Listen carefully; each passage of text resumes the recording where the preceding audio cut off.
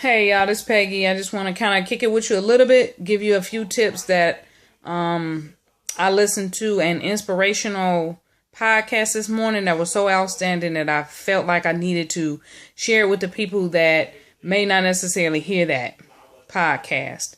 One is it's very important to be committed and not just interested, because when you're interested, then you don't have the definites that are attached to commitment.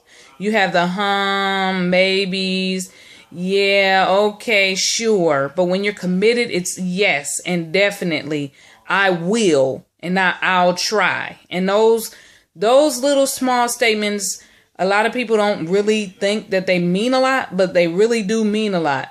And the people who are waiting to get those definites or to even connect with the people who are go-getters are listening for statements like, yes, absolutely, I will, not I'll try, because I'll try means that you're not committed. So don't just be interested, be committed. Don't be all over the place. We already busy enough. But when you're committed, you're laser focused on what it is that you're trying to get accomplished, whatever that is. If you're working from home and you're building your own wealth, or you're working for somebody else, or whatever it is that you're doing, you got to be focused. Because if you're not focused, you're going to end up being a big procrastinator, really, because you're not going to really commit to what it is that you need to be completed in your life, in your home, or whatever it is. You need to be also attentive. When you talk to people, don't be so quick to answer, but be very attentive. And you need to not just be attentive to what they're saying, but you need to be even more attentive to what they mean. It's too many people out here saying one thing, but don't even mean that. So in a lot of times when you're talking to somebody and you're not sure what they mean, it's at some point your responsibility to get some clarity. So that means you have to be attentive, break it down, and feed it back to them. So you have a clear understanding of what it is that they mean, not just what they're saying. Not last. Be solution oriented. I have always, as a child, been a person who would always kind of point out what was wrong, what was going wrong. And then I realized as I got older that what was wrong was that I was never really looking for a solution. I just was a person that liked to complain. And it's crazy. But I had to see myself in that. And so in seeing myself in that, it allowed me to grow. It allowed me to accomplish some things, because at some point, I think in life, we are so busy trying to find out who else is at fault or who's at fault, because it can't be us because we're always right. But sometimes you have to sit down and really think about what it is that you have done or not done, and the things that you have accomplished or not accomplished. And when you do that, you find out that it's nobody to blame but yourself. When you have handicapped people or people who have special situations in their lives, but they still accomplish what it is that they want to do, then it's no excuse. And so all that complaining and stuff, quit. Find a solution. Find a solution. I tell my children every day now when they get in the car, I don't want to hear about why somebody else did this and nobody else in the class did this. I want to know why you did it.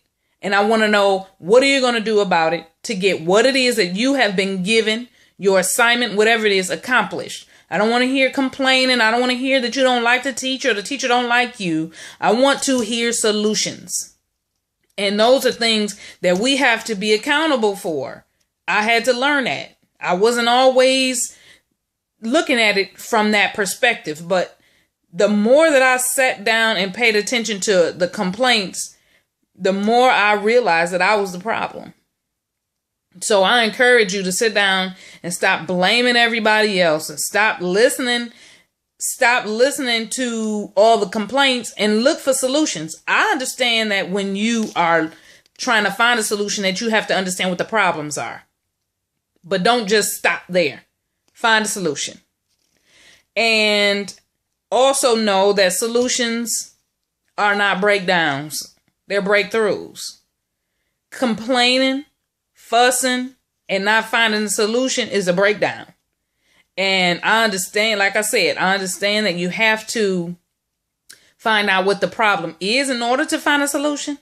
But solutions are breakthroughs. That means I found out why I do this. I'm not going to do it no more.